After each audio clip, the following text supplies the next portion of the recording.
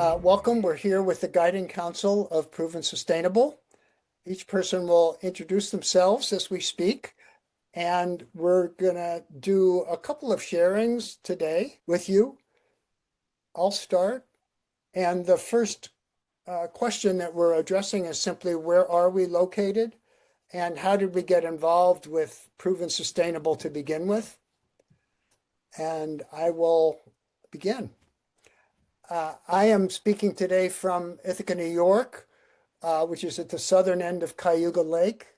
And it's the traditional homeland of the Gayacono people, also known as the Cayugas, part of the Haudenosaunee or Iroquois Confederacy. I got involved with Proven Sustainable at the outset, really through my relationships with elders, mentors, and friends who were living in and constructing indigenous and maroon sanctuaries. I'm going to name them. Gloria Joseph and Jim Copland helped me 50 years ago to go to Taos Pueblo to do my student teaching. And while there, I met and learned so much from Cressida Archuleta, Tanita Lupan, Taos Pueblo teachers, grandmothers. I learned about Maroon Sanctuary in part from Mustafa Bangura, introduced to me by Ketu. When we went on an Africa-bound journey to Guinea with a group of young people from Fort Wayne, Indiana, Three Rivers Djembe Ensemble, and traveled to Mustafa Bangura's father's home, Kafinda, a small enough village, I could not find it on Google, home of the Baga people, a remarkable place where African traditions and worldview is unbroken for time immemorial. I want to name Joan Cassidy, Puspatic, Long Island people, and Huguenot people, descendants, and her initiation of an indigenous homestead called Matera in West Virginia.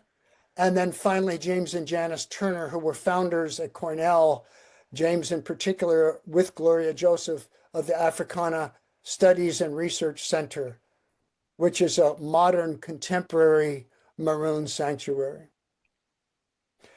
I developed the idea of Proven Sustainable as a result of my vocation as an educator and curriculum designer. Most of that happened in my first 30 years of education at the Learning Center, Center for Nonviolence, the Three Rivers Djembe Ensemble, all in Fort Wayne, and now with Project Look Sharp here in Ithaca.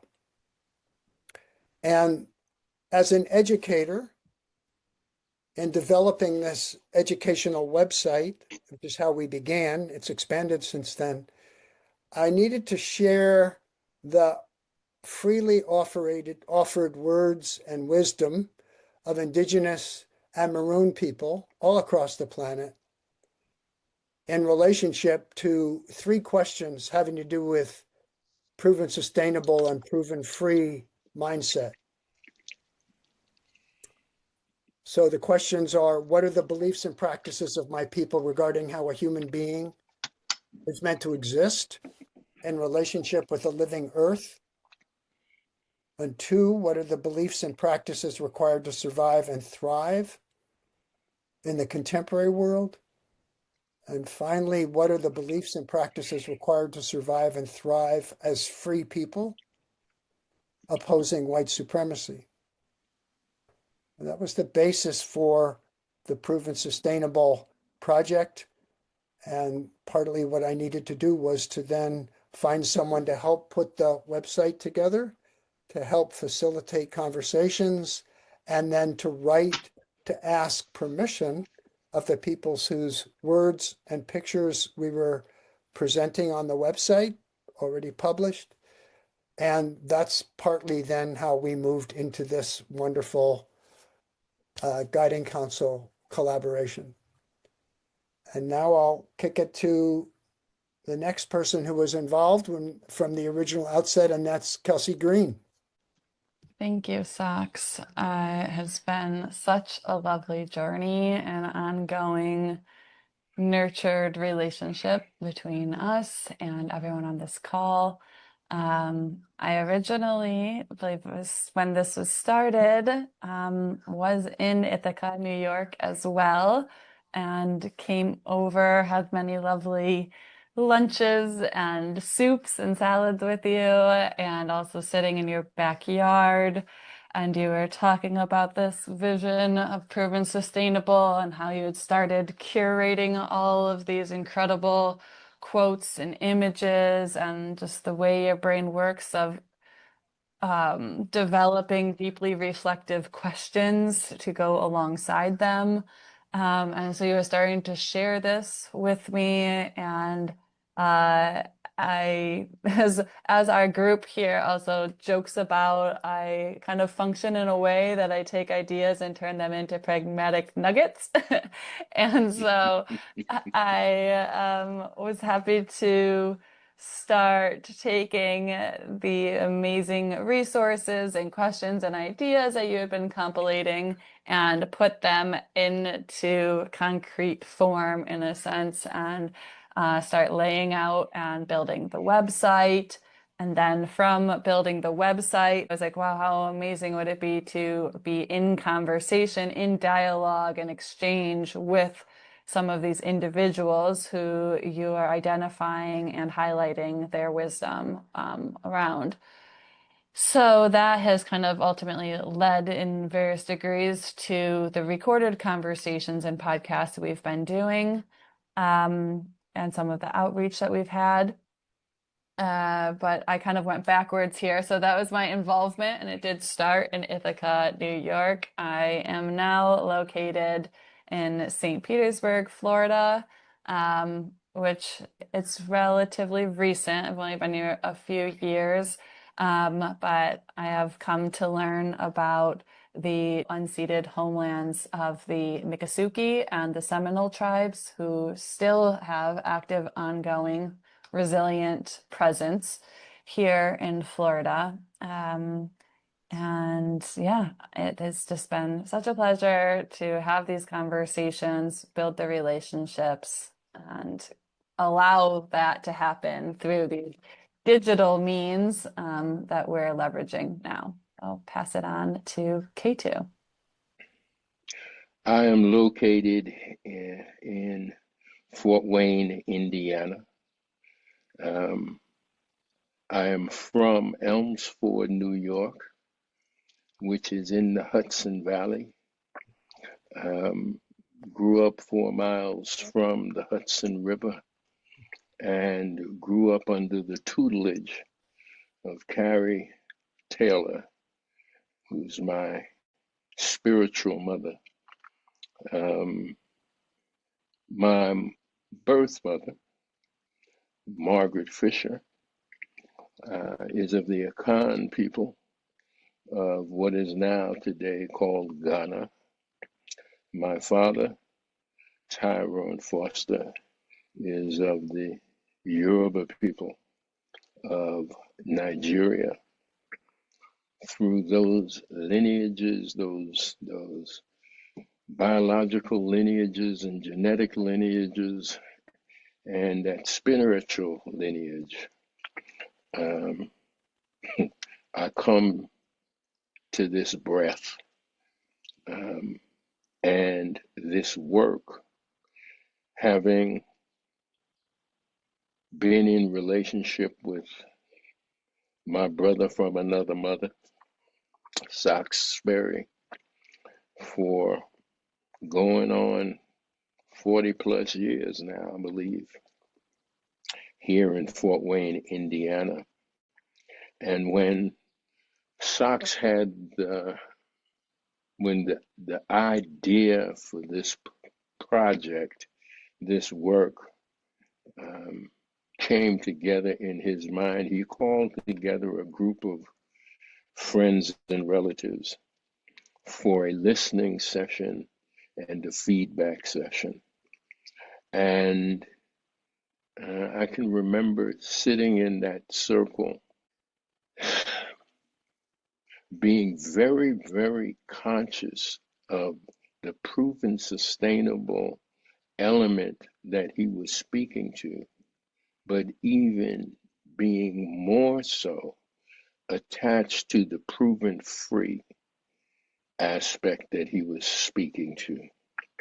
And that proven free spoke to me in a way that connected understanding, and overstanding, that speaks from heart center to the reality of my historical presence here in what is called the West, the enslavement, what today is called by so many people of African descent. I felt that initial contact with proven free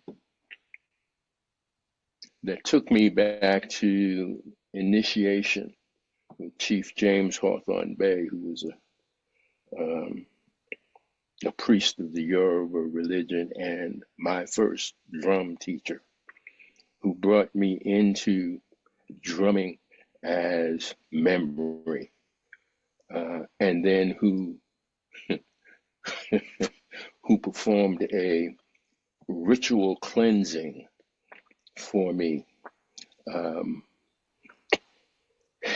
in Brooklyn, New York, and removed a cloud that had been over me and fogging my mind for the years that I had, for the 6 years that I had been out of and off of death row.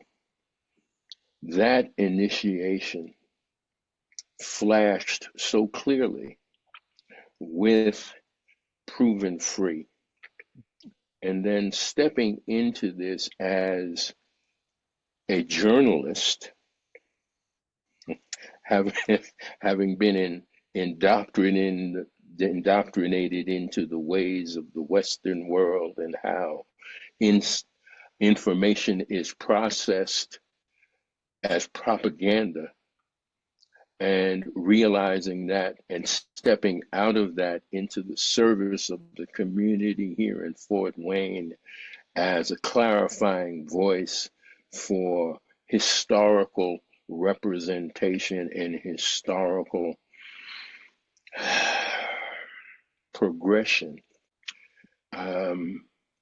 It became very clear when I began the work with the conversation series and this body came together, this guiding council, and Nichole spoke to and spoke from Maroon mindset. It hit like a bolt of lightning, connecting all of my years to that moment, up to that moment, and my coming into a very clear understanding that for me, Maroon mindset and proven free goes all the way back to the Nile Valley civilizations, goes all the way back to the clearing of African sacred space from the invasion. It goes all the way back to the reason why we're here as a people, to be clear, to be connected, to understand that there is only one presence in the world, and that we are living in that presence. And that presence is living through us. For me, that's Maroon mindset, and I live with it every day. Every day it manifests in what I do and who I am and what I say. And coming into this ninth repetition of my sun seasons. The clarity is damn near overwhelming. Damn near overwhelming, but I allow that overwhelm status to open up into clear vision and clear conversation. That's why I am a poet. I speak as a poet. I think as a poet. I live as a poet. And so my involvement in the conversation series is a poeting that goes all the way back to the jelly of West Africa, goes all the way forward to wherever it is we are going as a people in these moments of trauma and caustic identity. This caustic identity is here so that each of us can be aware, conscious, and present in the moment. Peace. Hello, my name is Nichole McIntosh. I am a Jamaican immigrant living in the UK, the United Kingdom. I live in the east of England, and it's about 20 minutes by train into London. I've spent 25 years of my nursing career, all of my nursing career, working in London. So I'm a senior nurse. I work in workforce training and education with NHS England, and I got involved with Proven Sustainable in April 2021. I think I received a letter. It was quite primitive, the style. It really was unexpected to receive a letter from someone I hadn't met. And when I read it, and I was just bowled over that someone who I've never met found something that I shared online and thought it was worthy of being included in anything. But when I really read what it was about, I was humbled as a Maroon, a descendant of Maroons from Jamaica. It was humbling to know that me embracing my heritage resonated so profoundly across so many thousands of miles. So it was going to be a yes. But when I found out what it was a massive yes. I then received an email giving me updates on what was happening, the progress that was being made. And I want to read the email that I have just found because I've just searched for it. It was on the 27th of April in 2021 when Sox emailed me to share the link the first time for Proven Sustainable. The first time I had been able to click a link to see what it was all about. I've heard about it, but first time. And I replied and said, thank you for your email, Sox. I am ecstatic to be included on your wonderful platform. I checked it out early and can't wait for it to be launched. It is amazing. Well done. And I still feel the same today. I still feel that, it is important for us in the business of life to take time out to think about legacy. Because if we don't, it will be lost. The work that our ancestors did will be completely lost. Because the world that we're going to be leaving behind is going to be very fast-paced. And if it's not written down, it didn't happen. And so I think it's important for us to be sustainable. I am just honored that I've been able to stay in this collaborative. I call it a movement, really. It's a social movement to me. It's really powerful, and even when you think you don't have time, you have to find the time to ensure that we remain free and that we are proven sustainable. So that's me. That email, if I hadn't checked that email and seen the date, I would never have believed it was 5 years ago. A lot has happened in that 5 years, but it was April 2021. And I am honored that I was seen worthy of being part of the group, and I remain so. Thank you. I'm saying in Lakota, my name is Four Arrows.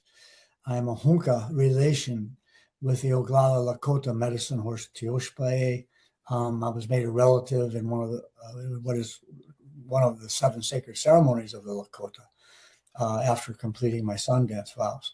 I also honor my Irish name, Donald Trent Jacobs, and we have significant consensus data that a young girl who escaped from the Trail of Tears near Joplin, Missouri,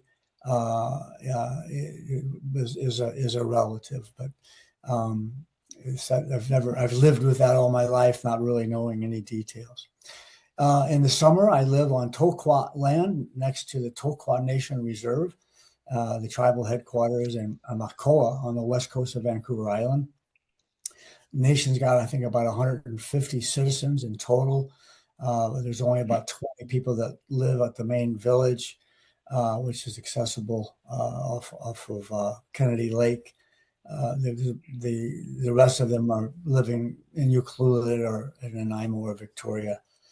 For the rest of the year, I live here in Mexico on the Costa Alegre, which is home to the Huichol, the Natwa, the Purepecha, Cora, and lots of people who recognize indigenous roots, but really connect only to a general indigenous or Mexican native identity because they don't know their specific ethnicity.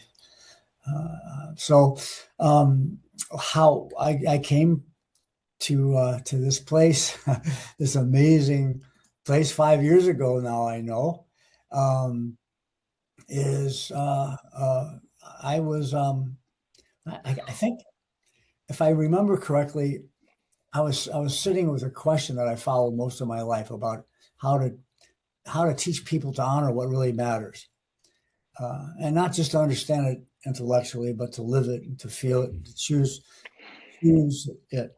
Of course, I was working on indigenous worldview for over 20 years, and that was the thing that I was wanting to prove was sustainable and was the way that it should be our baseline instead of having a baseline of 5, 6, 7,000 years ago. Have that baseline start before we separated from nature about 10,000 years ago. And so I was putting in keywords in Google, I think, to try to, how do I get to the average person without ever even, that to have some way of really getting them motivated, which is what I'm always doing. And I came upon provensustainable.org. And I went on, and I think the first thing I counted were voices of the Chukchi people. And there was a slideshow I went through, and each one was valuable, but one teaching stopped me. It spoke with really quiet clarity that, how the pursuit of gold and silver inevitably leads to a tragic end, while the tending of reindeer or the herding of reindeer continues forever across generations. And that just really hit me. So, they talked about how one path exhausts and the other renews, and one is about depending on a relationship instead of forgetting it. And so I got on email and I contacted y'all and said, anything that I can do to help, please let me know. And I'd love to be a part of your organization. And my wish was granted. So how do I still use this today? I use it constantly. Every day, when I do comments, responding to an indigenous subject that's going on. I just did it with Jeremy Lint, his podcast yesterday. I say, hey, be sure to go check out the provensustainable.org based, on your topic. I find it for myself a place of security for guaranteeing what I'm doing is the right thing to do. It's something that, like the title says, it proves sustainability, and not in a Western science way necessarily, but in a reality way. And so it continues to be sort of a main guiding tool for me to continue my scholarship, to continue my work, to continue my writing. Thank you each and all. I'm going to propose that we each do a brief one place response. What I'm asking you to respond to is, in what ways are we conscious that proven sustainable lives in our lives today? Where is it living in each of us? Some of you have already spoken to that, but let's name one place. I'll start. I'm a teacher by profession, a curriculum designer. So the one place I want to name is, it's living in the outreach and relationships that have come forward that invite us to continue to create new dialogue codes within Proof and Sustainable to help young people understand their place in the world through questions and dialogue. Recently, we did a conversation with Brooke Thompson, a young Yurok scientist, activist who's devoted her life to protecting the river she grew up on and the salmon that she saw massively die off when she was a little girl and are still proving sustainable in her home waters. She, along with others, have helped to dismantle dams that have been in place for 100 years. She wrote a children's book, I Love Salmon and Lampreys, based on her experience. We decided to turn this book into the anchor document for a series of lessons for early elementary and middle elementary students about Indigenous worldview, with Brooke's book being the first cover that we would show, asking questions of young children about, what does this book cover tell you about living in the world as a human being and relationship with a living earth and relations? That's one way Proven Sustainable has continued to live in me and in our work. Kelsey. I would say Proven Sustainable lives as a whispering elder in my heart. I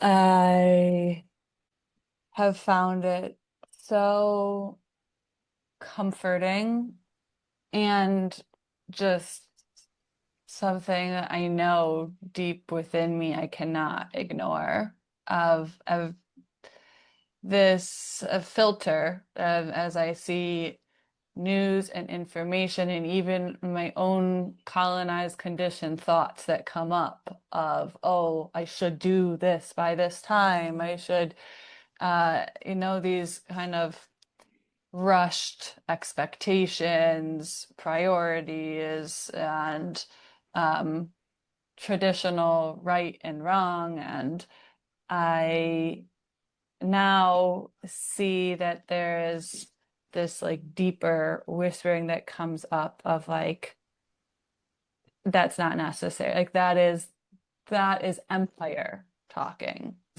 And it's allowed me to have more compassion for myself and others, and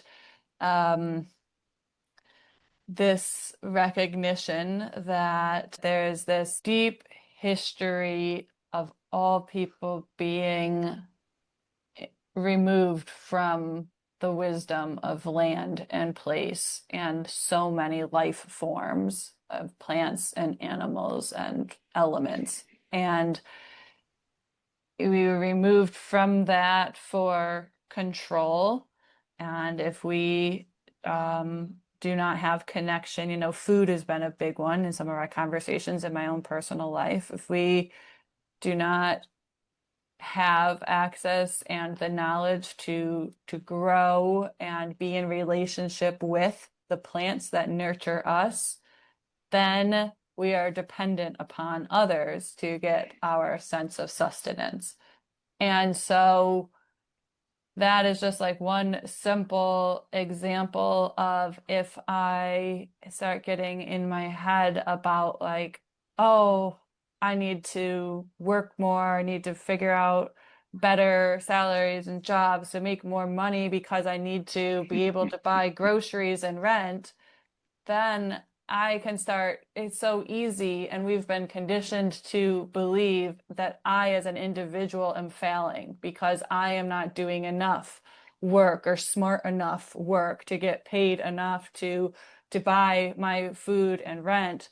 But to be able to step back and to listen to this like whispering elder that I have been so fortunate to learn from through Ketu and Sox and everyone that we've spoken with, it's this recognition that no, you are responsible for actions and learning and growth, but amidst a system that has been colonized for years intentionally, and the power dynamics that are at play. And so with that awareness comes compassion for myself and others, and then to be able to move forward slowly, more deeply connected to body and place and community, but then to take actions and rebuild community and resources and relationships that have that remembered presence. And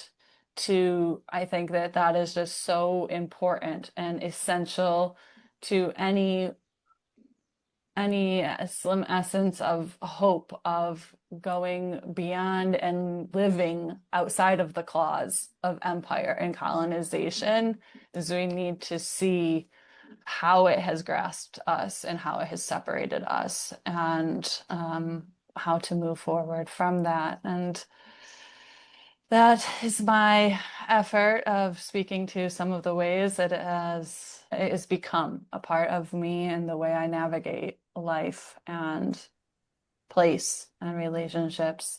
And I will just end by saying, apart from the talking and the trying to explain and communicate just how significant I've come to remember and practice breath and observation and listening, that we cannot put words to, and how important those elements of it are too.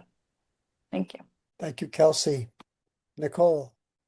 Thank you. So in terms of how the ways that I'm conscious that proven sustainable lives in my life, I wasn't as conscious of it as I thought I had been until you asked the question. So I had to make some notes. But in my leadership talks with student nurses and student midwives in London, I talk a lot about my Maroon ancestry and the work that I've done. And I share links to the work that I've done. So I'll make sure that going forward, I signpost them to proven sustainable. That's one way of making sure it's sustainable. Because what I've found is that I am quite influential, whether I like it or not. So I need to use that influence for good. And when I talk about my Maroon ancestry, I do get people coming up to me afterwards and saying, I am a Maroon. Sometimes they whisper it, they're not very proud to say it openly. But I've found that people are more owning their maroonness now, because it's like they've been given permission to see it in a very positive way. So I think this whole proven sustainable, proven free is about the onus on us to preserve the legacy in whatever ways, whatever channels we do. And I'm a gentle person, so I use repetition. Sorry, I have a cold. I use gentle examples of how it helps me. So I'll use that.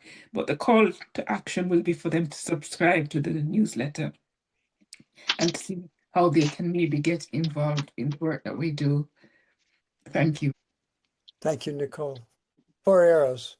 Well, I've spent over 40 years writing over thousands and thousands and thousands of words and hundreds of presentations on indigenous worldview. But indigenous worldview is really only proven sustainable in place-based knowledge of the kinds of proven sustainable peoples that proven sustainable supports and presents to the world. And the reason it's so important for this organization to be in existence for me is that as I focus on worldview, remember, I make a distinction between worldview, which belongs to everyone, every creature on earth, but place-based tribal wisdom belongs only to those who are fluent in a language, who are fluent in the ceremonies, with multi-generations of experience with one particular place on the flora and the fauna and the weather. And that's dying so fast. And so over the last 10 or 15 years, people have come to me from these First Nations who have lost their way. And I can name a whole bunch of them. The movie that I produced that was shown to close the UNESCO meeting in British Columbia, that was not made for the average person that I'm addressing. That was actually for the people of Papua New Guinea. In my Fulbright International Scholarship, I was asked to see if I could help them because they had lost their way. And they were fighting each other and they weren't practicing the old ways. I actually created that for them. And, the Yurok have come to me to with the worldview in mind to get back into the place-based wisdom, which we're losing so fast. And so the grounding for my own life work on this was after a near-death experience was my time with the Raramuri Cimarron people of Mexico. And so the base of my work is what Proven Sustainable is about, even though my work is a much broader pan-Indian worldview that I think is what's so important in my work. Having the Proven Sustainable work to be a part of that and to fall back on it is as an anchor and a foundation for me. Wopila. Thank you for arrows. Ketu, we'll have you wrap up and then we'll close. Okay. Thank you for that 4 arrows, for that definition of proven sustainable as place-based knowledge and language. As an African here in the West, brought here against my wishes, proven sustainable is a spiritual principle and a spiritual action that requires a consciousness that's deeper than Western mindset, that's deeper than thinking. It's an unfolding of what I have known as someone who has been in resistance for over 7,000 years from the Nile Valley, who have been pushing back against invasion. Proven sustainable is that consciousness that unfolds as Maroon mindset, that clearly shows up in the work I do with the Elders Council here, with the young people at Jennings Center, with every conversation that I have with people that speaks to identity, culture, and community.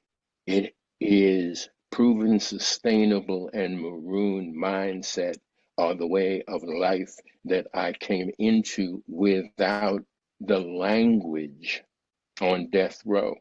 Proven sustainable and Maroon mindset are what I came into when I did service in Nicaragua, when I traveled to Guinea to rediscover my African self in body and found a family that embraced me as though I had just gone around the corner and come back. Proven sustainable and proven free is the breath that comes through me, because I know that I am simply a ray of sunshine in the brilliance of the sun, that I am a simple cell in the body of the universe, that this I that I speak from is not personality, but is the ancestors and the elders passing through, because I know as this personality that I don't have any of the answers, that I'm living here as a refugee from the language that I do not know, but that speaks through my heart and my breathing the air and absorbing the sunshine and giving back in every possible way that I can. And I thank you all for being here. And Kelsey and Sox, I would just suggest that we set aside a whole 90 minutes for conversation about these principles and these practices, and that we set aside another 90 minutes of conversation between these five bodies, five representing the number of freedom, for a discussion of Maroon mindset. It is critical to African people that we understand that our sustainability is in reclaiming our right mind and dispelling ourselves of the notion that we are any of these, that we are citizens of any of these nation states that these settler people put in place to keep us captive. Let's model how we started. One sentence. We're about to time. One sentence as a checkout. We'll start. I know that I am at home with you because no part of me got thrown off track when our connections got disconnected for a short time. I stayed with the whole time, and that's because of you. Ketu, 1. I come in peace, respect, and love, and I leave in peace and gratitude. 4 arrows, 1. I feel extremely fortunate to leave this meeting with a strong feeling that I've had before, that there are 4 people in the world who I can trust, depend upon, and that are a part of my community in a way that is unique. Nichole. I'm feeling blessed and grateful and just optimistic for the future, and quite powerful, even though a lot of it sits outside of my control, but at peace. Thank you. Kelsey, you have the first word and the last word. Each of you nourish me with so much joy and profound wisdom and fill my heart cup. Yes. Thank you. We hope you found this conversation insightful and thought-provoking. Please like and follow the Proven Sustainable podcast to spread the word, and stay tuned for more engaging dialogues.